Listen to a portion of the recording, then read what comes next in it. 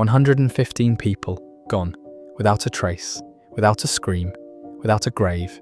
This single word, carved into bark 4 centuries ago, is the only clue to America's greatest mystery. What happened to the Lost Colony of Roanoke?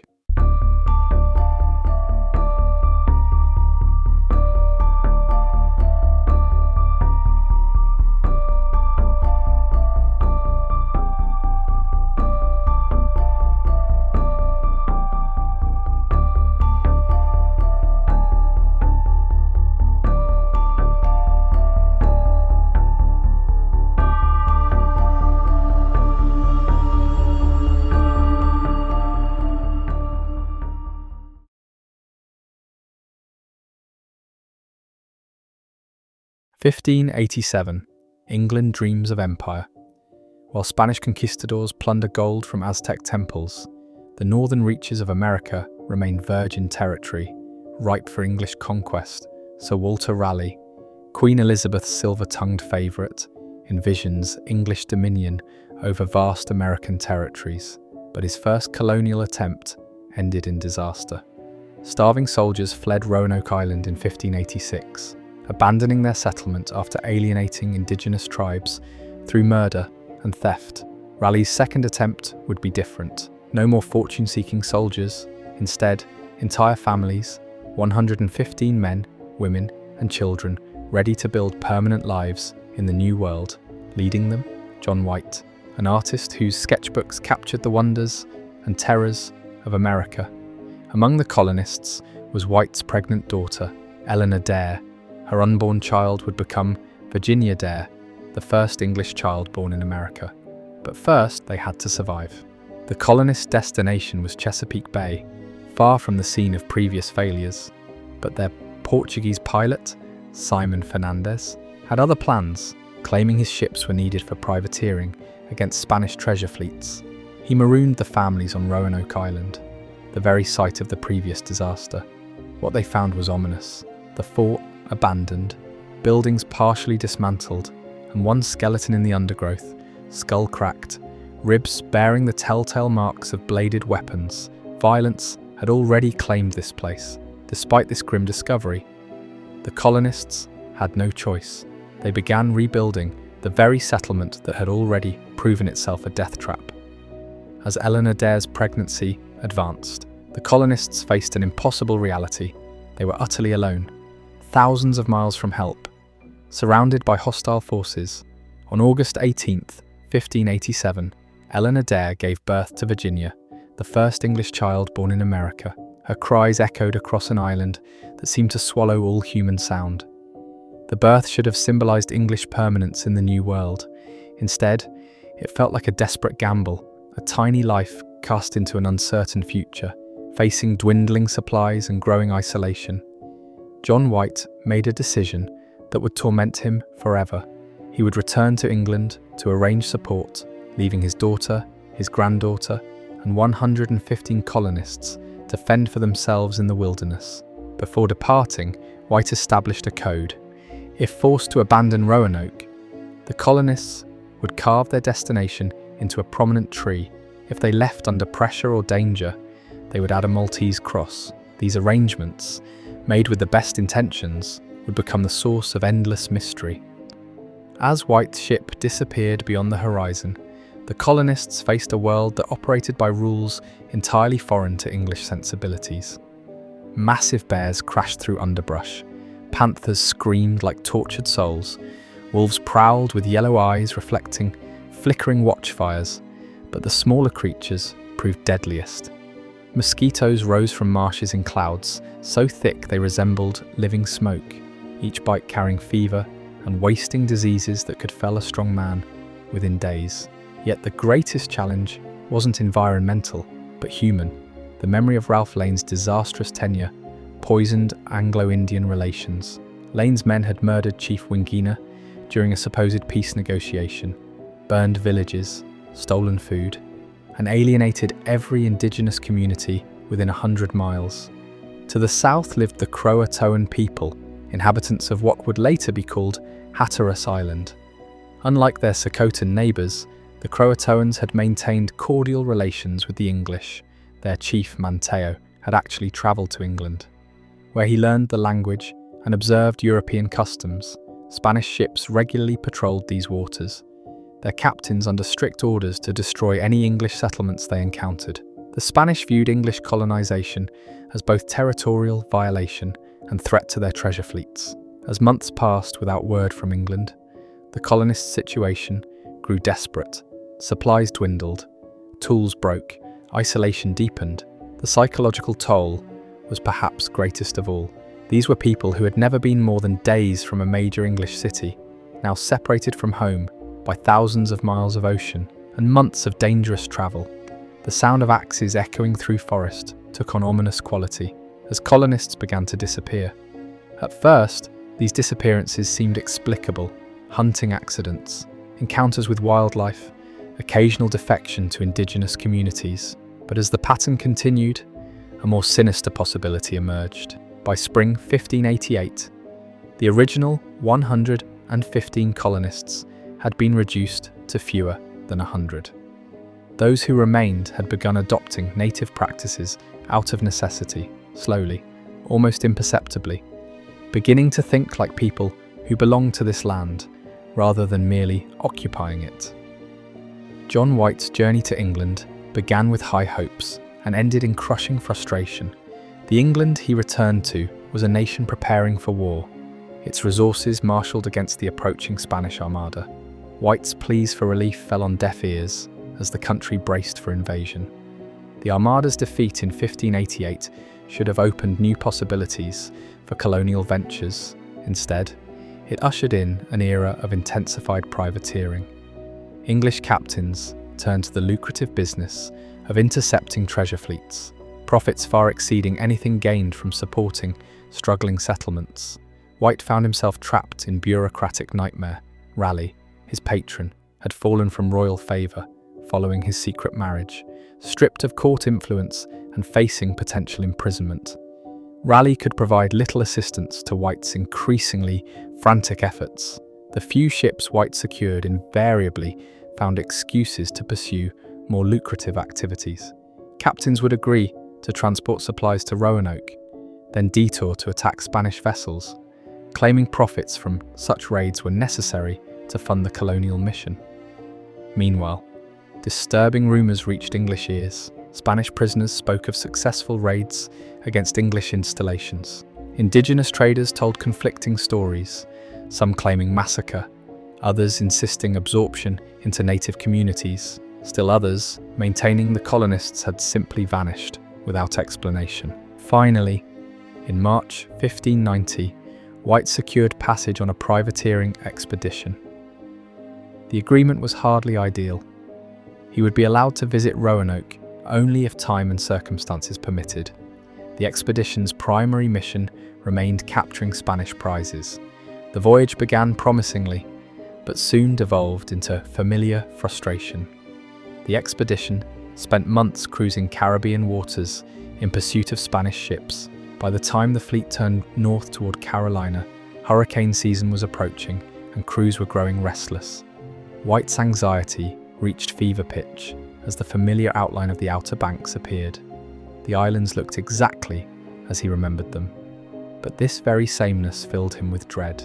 3 years had passed, 3 years in which anything might have happened. The approach proved treacherous. Storms had shifted channels, creating new sandbars and eliminating familiar landmarks. As they drew closer, White strained his eyes for any sign of his colonists. Smoke would indicate continued habitation. Signals would suggest lookouts had spotted approaching ships. Instead, there was only silence. The landing party consisted of White and a handful of sailors, all armed and alert for danger. The beach looked undisturbed, no footprints in sand, no debris suggesting recent habitation. The walk from beach to settlement felt like a journey through fever dream. The path was still visible, though somewhat overgrown, familiar landmarks unchanged. But the very normalcy made it more unsettling. If disaster had struck, surely there would be evidence of struggle, some indication of what had befallen them. The palisade came into view first, wooden walls still standing though weathered by 3 years of coastal storms. The gates hung open, not torn from hinges as might be expected from attack, but simply ajar, as if the last person to pass through had forgotten to secure them. Inside the palisade, the scene was both reassuring and deeply disturbing. Houses stood intact, roofs deteriorated, but walls solid. No bodies littered the ground, no bloodstains marked earth, no signs of violence suggested catastrophe. Yet the very absence of destruction made the disappearance more mysterious, not less. White moved from house to house like a man in trance. Some dwellings had been abandoned in orderly fashion, personal belongings missing but furniture in place, beds stripped but frames undisturbed. Others appeared abandoned hastily, personal items scattered, meals left half prepared. Still others showed careful preparation for departure, valuable items buried in concealed caches. The colonists' workshop yielded particularly intriguing evidence. The forge was cold but organised, tools carefully arranged, metal stock neatly stacked. Whoever had last worked here had taken time to secure the facility properly, suggesting they expected to return. Yet 3 years of dust covered everything, and spiderwebs draped the rafters like funeral shrouds. White found the dwelling assigned to his daughter and son-in-law, but it too stood empty. A child's wooden toy lay forgotten in one corner, its crude features worn smooth by small hands that would never touch it again. Storage facilities provided additional clues. The communal granary had been emptied methodically, remaining grain carefully sealed against moisture and pests. This suggested the colonists had time to organise their departure and expected others to follow. Weapons and ammunition were missing, but the facility showed no signs of hasty looting. Most mysteriously, the colonists had left behind items of considerable value. Spanish coins were scattered across one floor, apparently spilled and then ignored. Silver plate remained in plain sight on shelves and tables. These were not the actions of people fleeing in terror, but of people whose priorities had fundamentally shifted. As the sun began to set over the sounds of North Carolina, White had found no answers to the central question: what had become of his 115 colonists? The evidence suggested voluntary departure rather than catastrophic destruction. But voluntary departure, to where and why? It was then, as shadows lengthened and hope transformed into despair, that White noticed the carved message that would haunt historians for centuries. On a prominent tree at the settlement's edge, carved in clear, deliberate letters, was the single word, Croatoan. The sight struck White like a physical blow. Here was the communication system he had established before his departure. If forced to abandon Roanoke Island, they would carve their destination into a prominent tree. The absence of a Maltese cross indicated they had not left under immediate pressure. According to the predetermined system, the colonists had relocated to Croatoan Island and were presumably safe under Chief Manteo's protection. But White's relief was tempered by nagging questions. A more thorough examination revealed puzzling details. The letters were deep and carefully formed, suggesting deliberate intention rather than hurried necessity. The bark showed signs of healing, indicating the message had been carved months or even years earlier. Most mysteriously, the carved word showed no signs of recent disturbance. As darkness fell, White faced a terrible choice.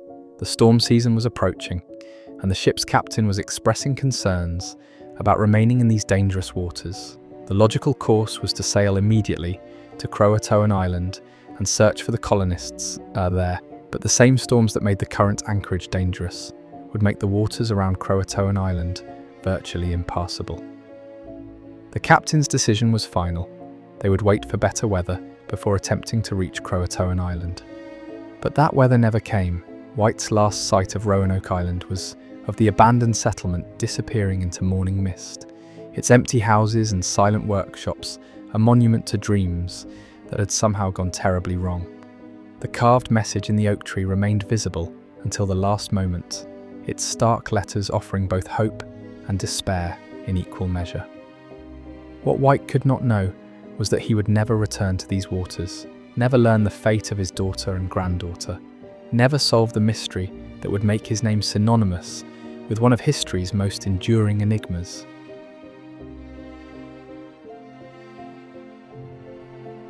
The word carved into that oak tree pointed toward Croatoan Island, known today as Hatteras Island, a 50-mile stretch along the Outer Banks that served as home to one of the most sophisticated indigenous communities in the region.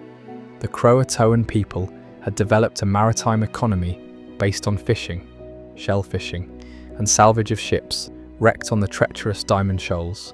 Chief Manteo occupied a unique position. His first-hand knowledge of European customs, gained during his journey to England, made him an invaluable intermediary between worlds. Archaeological evidence from Croatoan Island supports the possibility of sustained English presence. Excavations have uncovered European artifacts dating to the late 16th century, fragments of pottery, metal tools, glass beads that could have originated with white colonists. More intriguingly, some artifacts show signs of modification using indigenous techniques, suggesting prolonged use by people who had adopted Native American methods. The genetic legacy of potential English indigenous unions has become a subject of scientific interest. Several families among southeastern tribes claim descent from the Roanoke colonists, and genetic studies have suggested European ancestry in indigenous populations that could date to the late 16th century. But the Spanish presence represented an equally plausible and far more sinister possibility. Spain's intelligence network along the North American coast was extensive and effective, and Spanish military doctrine called for immediate destruction of any foreign settlements that might threaten their treasure fleets. Spanish military capabilities were substantial and growing. St. Augustine served as headquarters for naval operations, with a fleet specifically designed for coastal operations. These ships could navigate the treacherous shoals far more effectively than larger English vessels, giving Spanish forces significant tactical advantages. Spanish military doctrine for dealing with foreign settlements was both thorough and terrifying. Able-bodied men were typically killed outright. Women and children faced varied fates, some enslaved and transported to Spanish territories, others distributed among colonists, still others killed to eliminate any possibility of future claims. The complete absence of bodies at Roanoke might actually support the Spanish destruction hypothesis. Spanish commanders took great care to eliminate all traces of their operations. Bodies would be weighted and thrown into deep water, burned completely, or buried in unmarked graves far from the scene. Despite centuries of investigation and speculation, the fate of the Roanoke colonists remains one of history's most compelling unsolved mysteries. The accumulated evidence points in multiple directions simultaneously, suggesting the colonists' disappearance may have involved a complex combination of factors rather than a single catastrophic event. The physical evidence supports voluntary abandonment rather than violent destruction. The orderly condition of the settlement, systematic removal of portable goods, and the carved message pointing toward Croatoan Island all suggest the colonists had time to plan their departure and chose their destination deliberately. Archaeological evidence from throughout the region suggests that European materials, and possibly European people, continued to circulate through indigenous networks long after the colony's abandonment. However, the fragmentary nature of this evidence makes it impossible to distinguish between materials left by the original colonists and those deposited by later expeditions. Spanish records contain tantalizing but incomplete references to operations against English settlements. Documents mention the cleansing of heretical establishments and the removal of English contamination, but specific details remain frustratingly vague. Modern investigation has revealed the inadequacy of simple explanations for complex historical events. The Roanoke colonists lived at the intersection of multiple cultural, political, and environmental systems, each operating according to different logic and priorities. What seems certain is that the fate of the Roanoke colonists was intimately connected to the broader patterns of cultural contact and transformation that characterized the early colonial period. Whether they died violently, assimilated peacefully into indigenous communities, or experienced some more mysterious fate, their story reflects the fundamental uncertainty that defined life on the edges of the known world. The carved word Croatoan remains the colonists' final message to history, a cryptic communication that has spawned countless theories but provided few definitive answers. Like the colonists themselves, the meaning of their message has been absorbed into the American wilderness of interpretation and speculation. But perhaps the most haunting question is not what happened to the lost colony, but what their fate reveals about the very nature of identity itself. In a land where survival demanded constant adaptation and transformation, where the line between civilization and wilderness blurred beyond recognition, where becoming American meant becoming something that had never existed before. Is it possible that the colonists didn't disappear at all, but simply became the first to discover what it truly meant to belong to this strange new world?